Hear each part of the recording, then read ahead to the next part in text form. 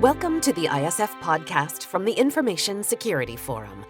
I'm your host, Tavia Gilbert, and I'm glad to welcome you back to our program featuring cutting-edge conversations with business leaders and creative luminaries tailored to global security professionals.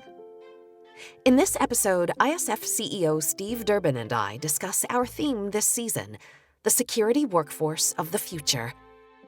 Over the next several weeks, and with a variety of guests, we'll focus on what enterprises can do to attract, retain, and train the talent they'll need to manage the demands of security in the coming years. Human-centered security is something that you come back to again and again that is in your interest and that I believe you see as not just interesting, but integral to growing a business and maintaining a healthy, robust workforce. What has maintained your particular interest in it? You know, we've been talking about that for a couple of years now. So what is it that brings you back to that topic again and again and keeps that topic evergreen in your mind? It's the fact that there's one thing that never changes, and that is your ability to correctly predict how people behave. So many people have tried and many people have failed and many people will continue to follow exactly that same road. And I think that from this security standpoint, if you look at what security tries to do, security loves things that are predictable, that it can anticipate ideally. And so people fit outside of that realm. And you hear a lot about zero trust and all that kind of thing as the way to go from a security standpoint. But you can't apply that to people. So, if you zero trust any of your people, then you might as well pack up and go home. You have no business. And of course, zero trust doesn't mean that you don't trust. It just means that you make an assumption that something that can go wrong will go wrong. But even then, within a people environment, that doesn't work well. It doesn't sit well with my view of a trusting culture, a flexible culture, a culture that has a broad mix of generations, that's highly diverse, that's agile, that encourages people to question, to challenge, because that's how you build a thriving business, in my view. So I think that when we talk about human-centered, or when I talk about human-centered, the reason I keep coming back to it is that there is a constant need to reevaluate how security can best work with people. And if you look at the way that things changed during the pandemic with home working, for instance, or remote working, and the way in which that is probably set to remain for some organizations, not all, but certainly for some, then we've moved security into a realm over which it has not just limited control, but I would say zero control. So you have to fall back on understanding better how you can work with the people who are remote from you, how you can help them to do the best when they come to work in a way that fits in with the policies and the risk posture that an organization has. So that's why I keep coming back to it, because for me, everything begins and ends with people. Even if you introduce a high degree of artificial intelligence and machine learning into your processes, you will still have to deal with people in some way, shape, or form. It's a constant. And that's why I keep coming back to it, because we haven't cracked it. I don't think we ever will. And I think we have to keep working at it. Do you think it's getting farther away, or do you think the idea of centering human psychology and human behavior is becoming more standard in security? I don't think it's possible to say. I think that in some organizations, it's being more openly embraced than in others. If you look at just some of the stuff that we produced for our Threat Horizon report, you look at the work overload that security departments are under, you look at the amount of compliance that they have, you look at the amount of policies that they have, you look at what they have to do when they respond to potential attacks and so on. And then you throw into the mix something like human psychology. It's very, very different from where a lot of them currently are. Now, we can debate whether or not they should be focused in a different direction, but it will very much depend on the kind of organization that you happen to be working in. And I would suggest perhaps some of the line of business that you happen to be in as well. So I don't think it's a one size fits all. I think what we do know, though, is that if you're going to have security being recognized as adding value to your business, then you have to move away from a reliance on pure technology to get your message across. So you have to be able to articulate the value that you bring to the business, not just in the boardroom, but in every single individual department that you touch. And so an understanding of the way that people operate, the way that people take on board messages, the way that they like perhaps to be involved, understanding the dynamic of an organization becomes increasingly more important. And that's why we're seeing a lot more chief information security officers not just having security skills, but having other more people-based skills as well. Because you can train some of that in, but actually it's a lot easier if you've got people who are coming from perhaps other parts of the business that are moving into security that bring some of those ideas with them to challenge some of the ways that security has been done in the past. And I think that that's the really important piece. It's that constructive challenge of the way that we're running security, because it continues to change very, very rapidly based on the way that we use technology, the way that we run our businesses, and the different risk paradigms and landscapes that we have to really navigate.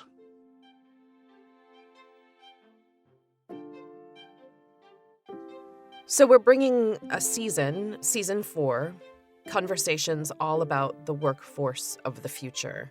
And is that through line then humans? I mean, it's not technology. Our conversations may touch on technology, but never going to be about the technology itself. It's all about the use of it, the applications of it.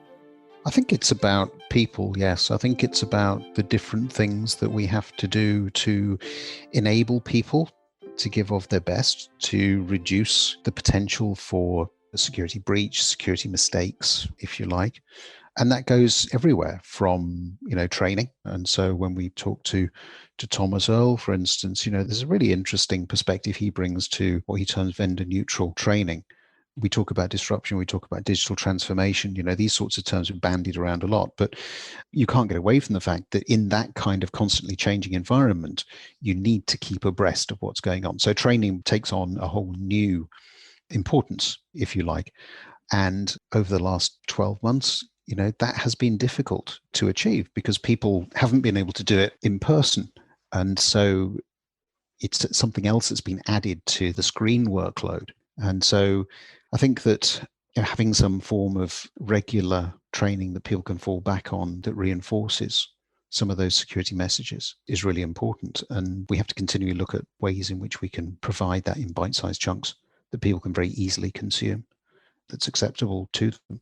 So training is a big part. I know that we have a conversation with Margaret Cunningham that centers a lot around people's well-being and health. So you just mentioned that the workload has increased since the pandemic. Yeah. In the midst of these really seismic changes in how work is accomplished, how teams come together, we are overloaded more than ever.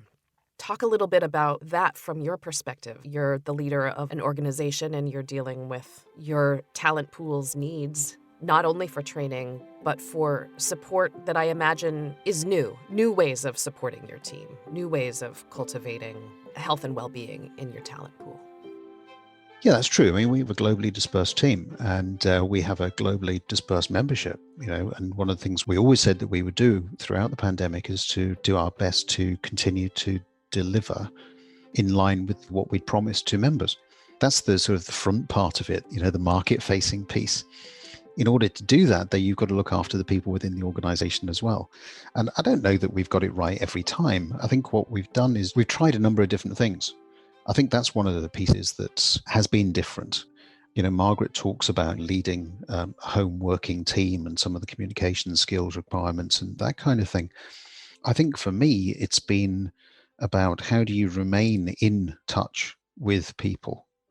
How do you really provide them with direction? And I don't mean that in a very sort of prescriptive way. I mean, everybody, is worried obviously about their future. Will the business continue to operate? We've seen so many businesses go to the wall during the pandemic. It's a natural concern for people. So when I talk about direction, it's about just keeping them abreast of how we're doing as an organization, where we are going, where we need more help. But we've also more recently started to focus on mental health and well-being, because that's been a big concern of mine as well. People have been working remotely, certainly in the UK, which is where a lot of our people are, for 12 months, maybe more. And so we've started things like desk yoga, for instance, that's just started at lunchtimes that people anywhere in the world actually can join in. We've taken out a corporate subscription for Headspace so that people can meditate and that kind of thing. We encourage people through different competitions and things that we have to count the number of steps they do on a daily basis. And so we've got different leagues and that kind of thing. So it's a whole variety of different stuff, and then there's coffee hours. And the point is, what we're trying to do is to continually mix up and recreate a sense of belonging, a sense of ISF culture in an environment where it's very difficult for people to get together. And some of them won't have seen, if I think about the people that we've got, say, in India or in North America, we won't have seen those for what could be 18 months, maybe longer, by the time this whole pandemic is over. Did those ideas come from the younger staff? I'm just curious. I feel like Generation Z gets a bad rap sometimes, often, because my perception of them is that they know what they want, they know what they need, or what would improve their quality of life, their quality of work, and they expect it. And I wonder if that's accurate. If your younger staff, which I know you have a very diverse workforce at ISF, are your younger staff members leading the charge, asking for these creative ways of connecting, these creative ways of improving mental health? Is that coming from them?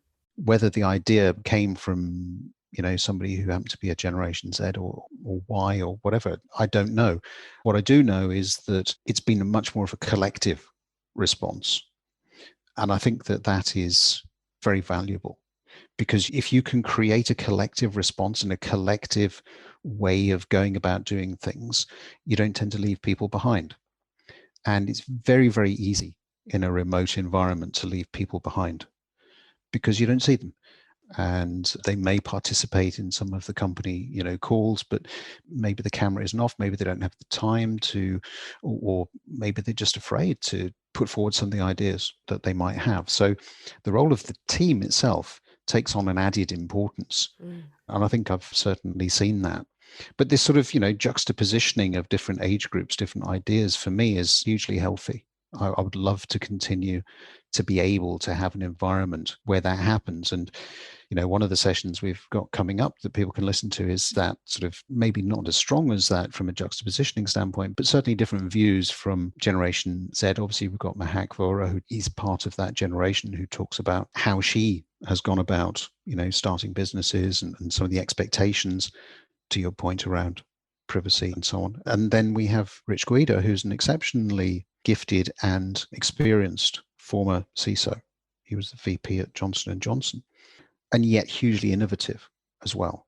So, you've got a whole combination of things that are going on there in that little melting pot episode, if you like.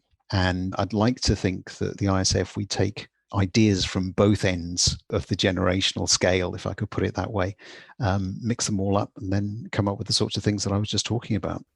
I love the conversation with Rich Guida because he is so experienced, and yet he has such a fresh, curious, almost playful energy about him, where he's open to new ideas, open to new possibilities. There's nothing staid or, this is the way it's done, and that's the end of the conversation with him. He's so open-minded, open-hearted.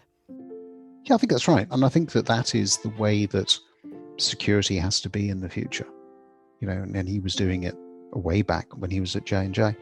But I think that we have to bring a bit more fun into what we do from a security standpoint, not in a frivolous way necessarily, but I think that we can run the risk of moving into quite a sort of staid and hugely corporate type approach to security. And I don't think that is the way to go. I think that there's no fun in that. We need to have more fun in security. You have talked about that people can get left behind. Yeah. And especially in this environment, easier than ever to leave people behind. But it takes time and energy to care. And I think the idea for me of the cold corporate culture is just churn and burn. If this person is left behind, or they can't keep up, or they're having mental health issues, or they're overwhelmed with pandemic increases in screen time, there are 30 others that you can hire. So why slow down enough to really think that person matters? it's not a philosophy that I've ever had. This sort of, if people can't catch up, you just leave them behind. I mean, there are organizations out there that clearly have that kind of approach, and there's no need to mention them. People know that the sorts of companies that are out there, particularly in financial services. And I think for some people that suits the way that they want to work. And so I'm not going to, sit here and criticize another company's way of working or culture if that works for them and their shareholders. But it's not a company that I would particularly want to run. It's not a company that I would want to be part of. I do think that if you run a company, doesn't matter what size, then as the leader in that organization, you have a responsibility to a whole variety of people, the people that you employ, obviously, your shareholders, your stakeholders, and indeed yourself, to make the best of whatever comes your way. So again, if you look at the pandemic, the key thing that I particularly wanted to achieve throughout that was that, as I've said, we'd continue to deliver to our customers, our members. We would continue to provide employment for everybody that worked for us through our supply chains as well, where that was possible.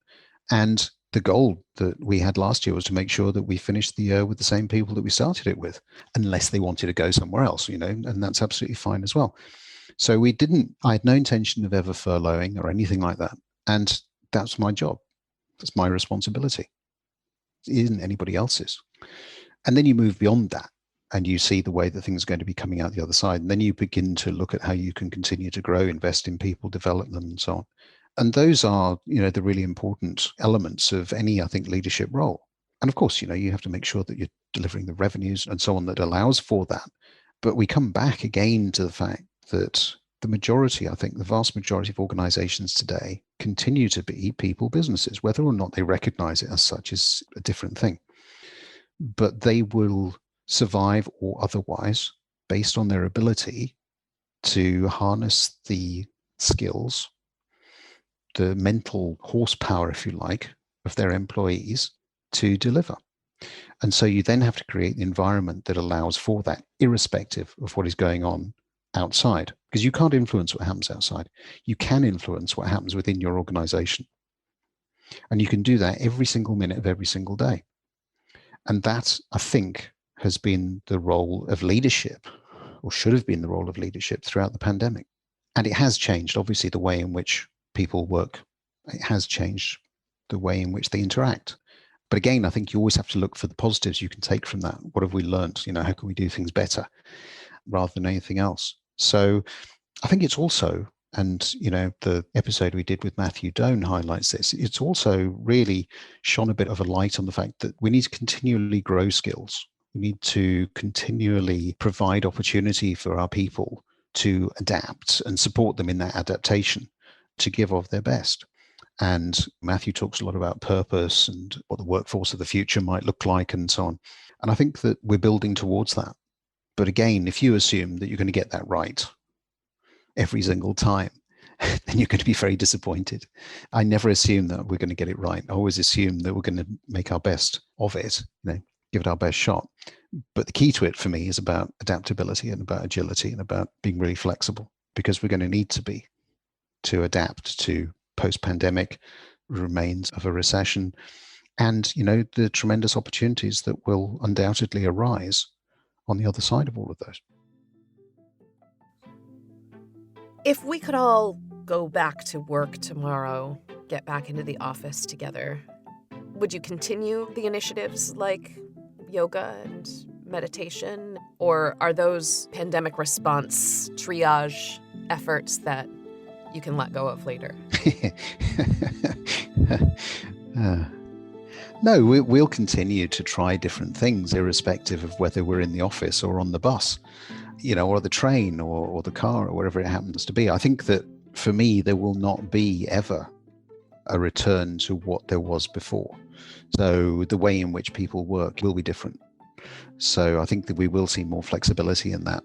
I've said on a number of occasions, that I see absolutely no point in dragging people on public transport or in their cars for 3-4 hours a day to get to one location to do something that they could equally well do from home.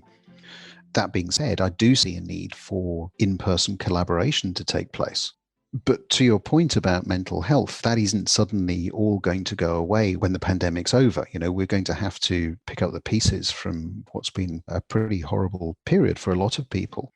But when we talk about things like desk yoga and headspace and that kind of stuff, they're things that I think are useful at a certain moment in time. And when that time has passed, we won't do them anymore, but they'll be replaced with something else.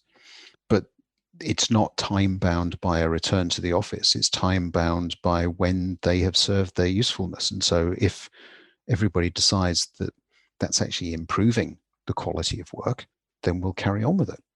I'm sure there'll be other suggestions and ideas that people come up with as well, along the way. And, we'll consider each and every one of those and no doubt adopt some of them and not others. But no, it's not a pandemic thing. It is more a response to a situation that our people have found themselves in. And we think this might help and could be useful. And if people enjoy it, then we'll carry on with it. So we have a lot to look forward to this season. Thanks to Steve for his time this week. Next week, we'll be back featuring a conversation between Steve and ISF analyst Dan Norman. The two will discuss an overview of the security profession in today's current climate, as well as how to build a team and a culture to promote secure practices throughout your organization. And one of the things that always strikes me when I talk to an organization is that they might say to me, we've got a policy that says, you shouldn't click on something. If you think it looks suspicious, it probably is, don't click on it. And my immediate question is then, well, what do I do? If you told me not to do something, what am I supposed to do? And the answer, of course, is you need to provide them with the contact, where they need to go so that they can have the problem resolved. And so we very often forget that piece. We're very good, I think, at telling people what they shouldn't be doing. But to be much more effective, we need to flip that. And we need to be telling them what they can do so that they can respond appropriately. And we need to make it easy for them as well. We look forward to bringing you the full conversation next week. In the meantime, we invite you to tune into our catalog of video and podcast episodes, all of which you can find at securityforum.org. We invite you to follow the audio feed wherever you get your podcasts, and we'd be very grateful if you'd recommend us. Growing our subscriber numbers helps us reach new audiences and helps us continue to bring you these timely discussions. Join in the conversation on our LinkedIn page by searching CEO Steve Durbin or Security Forum. You can also directly download from ISF's website the research, practical tools, and guidance that we discuss in conversations like these. The ISF podcast is produced by TalkBox and Tavia Gilbert. Music by Alexander Filipiak. Associate producer Katie Flood. Mix and master by Brian Barney. Thanks for listening.